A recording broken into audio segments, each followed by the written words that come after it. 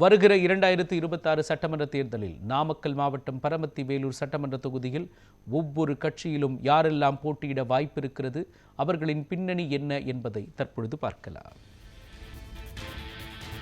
அதிமுகவை சேர்ந்த தற்போதைய சட்டமன்ற உறுப்பினர் சேகர், ஒன்றிய செயலாளர் ரவிக்குமார், மாவட்ட மாணவரணி செயலாளர் பொன்னுசாமி ஆகியோரில் ஒருவருக்கு பரமத்தி வேலூர் சட்டமன்ற தொகுதியில் போட்டியிட வாய்ப்பு கிடைக்கும் என்று அவர்களது ஆதரவாளர்கள் நம்பிக்கை தெரிவிக்கின்றனர். திமுகவில் முன்னாள் சட்டமன்ற உறுப்பினர் KS மூர்த்தி, மேற்கு மாவட்ட இளைஞரணி துணை அமைப்பாளர் நவலடி ராஜா, மேற்கு மாவட்ட விளையாட்டு பிரிவு துணை அமைப்பாளர் மகிழ் பிரபாகரன் ஆகிய மூவருக்கும் வேட்பாளருக்கான போட்டியில் முன்னணியில் உள்ளதாக திமுக வட்டாரத்தில் பேசப்படுகின்றது. பாஜகவை பொறுத்தவரை கபிலர் மலை தெற்கு ஒன்றிய தலைவர் வரதராஜன், நாமக்கல் மேற்கு மாவட்ட செயலாளர் M பத்மராஜா, மாவட்ட பொதுச் செயலாளர் VM சுபாஷ் ஆகியோரிடையே கடும் போட்டி நிலவுவதாக அவர்களது ஆதரவாளர்கள் கூறுகின்றனர்.